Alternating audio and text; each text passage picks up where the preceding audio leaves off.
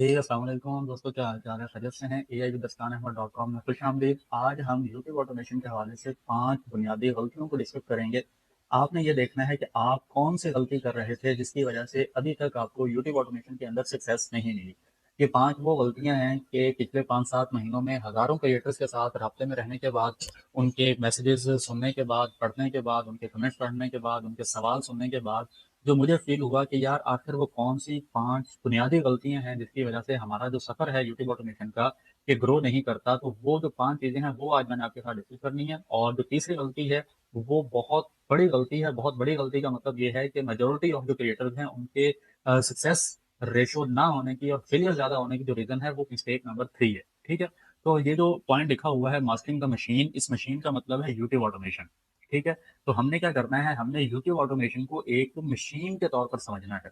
कोई भी मशीन होती है, अब ये एक मशीन का सैंपल आपके सामने है, तो इसके अंदर ये देखें, हर मशीन के अंदर गरारी से गरारी, पॉइंट से पॉइंट, नुक्ते से नुक्ता, सिग्नल से सिग्नल, किस तरीके से चीज़ें एक-दूसरे के साथ अटैच होती हैं। एक छोटी-सी गरारी छोटा-सा इश्यू क्रिएट करती है, तो वो कंपाउंडिंग इफ़ेक्ट के साथ वो इश्यू दूसरी गरारी को खराब करता है, 2 गरारियाँ तीसरी को खराब करती हैं और पूरी मशीन की जो आउटपुट है, वो डिस्टर्ब हो जाती है। तो यूट्यूब ऑटोमेशन जो है ये कोई गेट रिच क्विक स्कीम, कोई जो है वो लक, कोई किस्मत, कोई तुक्का, कोई सट्टा, कोई इस तरह की चीज़ नहीं है। ये प्रॉपर आपने यूट्यूब ऑटोमेशन को एक प्रोसेस और एक सिस्टमैटिक तरीके से समझना है और इसको एक मशीन की सूरत में समझना है कि यार एक मशीन किस तरीके से प्रॉपर काम करती है, ऑपरेट उसको किया जाता है और उसको क्या इनपुट दी जाती है और क्या उससे आउटपुट लिया जाता है और वो मशीन का पूरा एक प्रोसेस क्या होता है। ठीक है? तो हम आगे चलते हैं।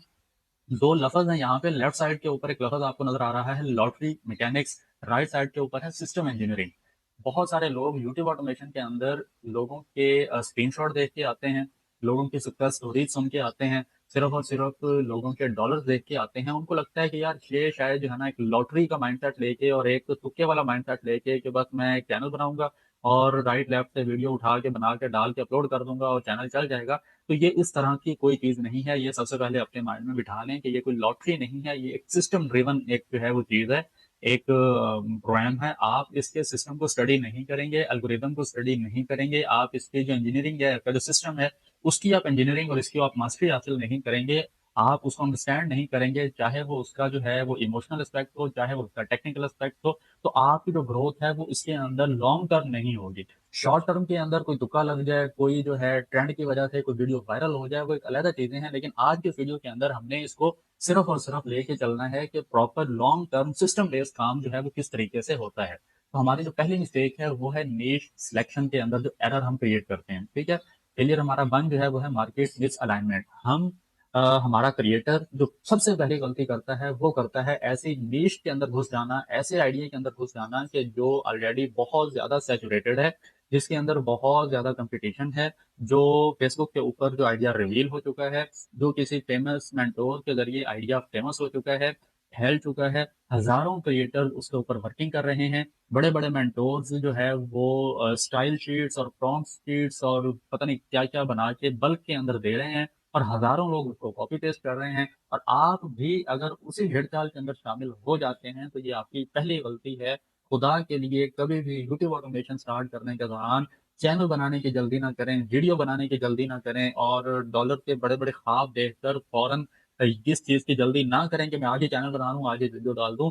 बेशक आप हफ्ता लगा लें, 2 हफ्ता लगा लें, मार्केट गैप तलाश करें, वो एंगल तलाश करें, वो स्टाइल तलाश करें, वो आइडिया तलाश करें कि जो अभी तक मार्केट में एग्ज़िस्ट नहीं करता। वो चीज़ कि जिसके अंदर सैचुरेशन नहीं है, जिसके अंदर वो चीज़ जो आइडिया अभी तक रिवील नहीं हुआ, वो आइडिया जो अभी तक एग्ज़िस्ट नहीं करता, वो आइडिया जिसके ऊपर thousands of channels already working नहीं कर रहे, उस चैनल को उस आइडिया को सॉरी अगर आप चूज़ करते हैं, तो ये आपका एक लॉन्ग टर्म एसेट बन सकता है और आप अपनी नीश के एक तो समझ लें पायनियर बन सकते हैं, आप नीश क्रिएटर, नीश इन्वेंटर बन सकते हैं, नीश हंटर की बजाय। ठीक है? तो ये पहली गलती है, कुछ यूनिक करने का सोचें in term of niche selection के अंदर, नंबर 1। नंबर 2 क्या है? नंबर 2 है the commodity trap, content without uniqueness.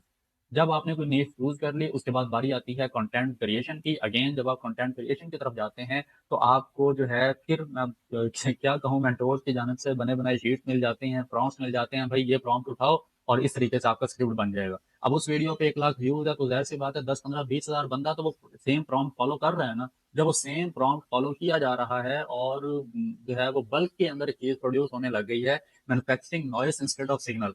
तो जब आप भी उस नॉइस के अंदर शामिल हो जाते हैं, आप भी उन्हीं प्रॉम्प्ट्स को फॉलो करने लग जाते हैं, आप भी उन्हीं रटी रटाई चीजों के पीछे चलना शुरू हो जाते हैं, तो आप कोई यूनिक आइडेंटिटी क्रिएट नहीं कर रहे in term of in sense of content creation के अंदर। ठीक है, आप भी जस्ट वो एक नॉइस क्रिएट कर रहे हैं, आप कोई सिग्नल क्रिएट नहीं कर रहे। अगर आपकी जो आउटपुट है वो आइडेंटिकल टू द कंपटीशन, अगर वो ऑलरेडी हजारों कंपटीशन जो है उसके साथ मिलती जुलती अगर यूट्यूब को एल्गोरिदम को महसूस होता है, तो algorithm categorise it as scrap. तो जो एल्गोरिदम है वो उसको कचरा समझता है कि यार ये भी सेम, ये भी सेम, ये भी सेम। तो ये सारे का सारा जब सेम ही चीजें डाटा प्रोड्यूस हो रहा है, कंटेंट आउटपुट सेम आ रही है, तो यूट्यूब का एल्गोरिदम उसको इग्नोर करेगा, इग्नोर करेगा, इग्नोर करेगा। आपको क्या चाहिए? आपको मेरी जान यूनिक वैल्यू चाहिए इन कंटेंट क्रिएशन। पहले क्या चाहिए? पहले आपको आइडिया यूनिक चाहिए, नीश ऐसी चाहिए जिसके अंदर सैचुरेशन ना हो, स्टाइल ऐसा चाहिए जो ऑलरेडी एग्जिस्ट ना करता हो। और उसके बाद जब आप उसके कंटेंट क्रिएशन की तरफ जाएं, तो कंटेंट क्रिएशन के अंदर भी आपने यूनिकनेस ऐड करनी है। आपने ऐसा नहीं करना कि जो बात, जो आइडिया, जो चीज ऑलरेडी हजार लोग एक तरीके से कर रहे हैं, आप उसी आइडिया को उसी तरीके से पेश करना शुरू कर दें। ठीक है, एक समोसा, सेम समोसा आप रेडी से खाएं 30 40 का मिलेगा, आप अच्छी दुकान से खाएं 80 100 का मिलेगा, छोटे ब्रांड से खाएं 150 200 का मिलेगा, किसी पे जाके खाएं तो शायद वो हजारों तक पहुंच जाए। सेम प्रोडक्ट है, लेकिन आप उसको रिप्रेजेंट किस तरीके से कर रहे हैं, आप उसको रिप्रेजेंट करने के लिए इन्वायरमेंट कैसा क्रिएट कर रहे हैं, ये यूनिकनेस जब तक आप नहीं सोचेंगे, अपने माइंड को मजबूर नहीं करेंगे कुछ नया करने का, तब तक मेरी जान आप धक्के खाते रहेंगे। पॉइंट नंबर 3, ये वो गलती है जहाँ पे बहुत सारे लोग आके स्टक होते हैं। इस गलती का मतलब क्या है? Point A to point B. Point A का मतलब है आपका चैनल शुरू हुआ, पॉइंट बी का मतलब है वो जो है वो मोनेटाइज हो गया और डॉलर आने शुरू हो गए। अब जो एक्सपर्ट्स के मुताबिक, मेंटोर्स के मुताबिक, गुरुज के मुताबिक, जो स्टार्टिंग की 15-20 वीडियोज होती हैं, 15-20 वीडियोज व्यूज लेने के लिए नहीं होती, 15-20 वीडियोज वायरल हो जाने के लिए नहीं होती। अगेन, ये मैं किसी लक और किसी तुक्के की बात नहीं कर रहा। मुमकिन है तुक्के के अंदर तो आपकी दूसरी वीडियो वायरल हो जाए। ये मैं उस सिस्टम और उस प्रोसीजर की बात कर रहा हूँ जिसने लॉन्ग टर्म चलना है। ठीक है, तो 15-20 वीडियोस व्यूज के लिए नहीं होती, 15-20 वीडियोस सिर्फ यूट्यूब को अपना तारुफ करवाने के लिए होती हैं। 15-20 वीडियोस यूट्यूब के एल्गोरिदम को रिक्वायर्ड होती हैं आपकी एक्चुअल ऑडियंस को फाइंड आउट करने के लिए।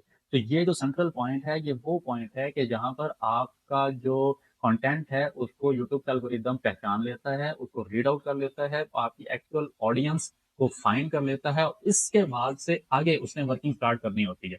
तो गलती हम लोग क्या करते हैं? हम एक आइडिया सोचते हैं, चैनल बनाते हैं, 1 2 3 4 5 6 7 वीडियोस डालते हैं, और जो है उसके बाद हम उस वहां से गिव अप करते हैं। अगेन फिर चैनल, फिर 7 8 वीडियोस के बाद अगेन स्टार्ट, फिर अगेन स्टार्ट, फिर अगेन स्टार्ट। और कुछ लोग जो कंसिस्टेंसी के साथ कंटेंट अपलोड करे जा रहे हैं, करे जा रहे हैं, करे जा रहे हैं, उनका इशू क्या होता है? नंबर अगेन, उनका इशू ये होता है कि वो जो कंटेंट अपलोड कर रहे हैं वो नॉइस अपलोड कर रहे हैं, यानी कि नॉइस अपलोडिंग विद कंसिस्टेंसी। तो ऐसा भी नहीं चाहिए। ठीक है, आप बात को समझें। सबसे पहले आपका आइडिया यूनिक होना चाहिए, आपका नीश यूनिक होनी चाहिए, उसके बाद आपका कंटेंट क्रिएशन का जो स्टाइल है वो यूनिक होना चाहिए। ये दो चीजें जब यूनिक होंगी, फिर आपने कम से कम 20 वीडियोज अपलोड करनी है। लॉन्ग वीडियोज की बात हो रही है, यूट्यूब के एल्गोरिदम को अपना तारुफ करवाना है कि भाई मैं कौन हूँ।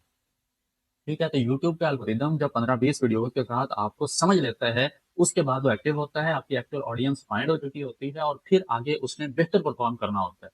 तो जब तक यूट्यूब ऑटोमेशन का जो एल्गोरिदम है वो गर्म होना शुरू होता है, वो जो है अक्सर वो आपने जुमला सुना होगा कि जब लोहा तप जाए तो तब उसके ऊपर सट मारो। तो जब वो एल्गोरिदम का लोहा तप जाता है, यूट्यूब का एल्गोरिदम आपके कंटेंट को जो है आपकी ऑडियंस को फाइंड आउट कर लेता है, वो सोच रहा होता है कि अब मैं बिस्मिल्लाह करता हूँ, और इधर से आप जो है ना 8 10 15 20 वीडियोस डाल डाल के वैसे ही थक चुके होते हैं, और आप गिव अप करके फौरन बैक आ जाते हैं। तो इसलिए अपने माइंड में ये रखें कि यार जब तक मैं एक आइडिया को कम से कम 40 से 50 वीडियोस के साथ टेस्ट नहीं करूंगा, तब तक मैंने गिव अप नहीं करना। ठीक है, उन 40 50 वीडियोस में से 15 20 वीडियोस तो वैसे ही निकल जाएंगी जो सिर्फ आपका तारुफ करवाने के लिए होंगी। तो जो अगली वीडियोस होंगी, फॉर एग्जांपल वीडियो नंबर 21 से लेके वीडियो नंबर 40 तक, वो मेन वीडियोस होंगी जहां पर आपके चैनल की किस्मत का फैसला होना है। तो अगर आप वहां तक नहीं पहुंचते, बस वैसे ही जो है ना पहले ही छोड़ के भाग जाते हैं, तो सर फिर आपने यूट्यूब ऑटोमेशन को गलत नहीं कहना, ये प्रॉब्लम या गलती, ये मसला आपके अंदर था। आगे चलते हैं। आगे यदि not understanding analytics, the machine generate constant data.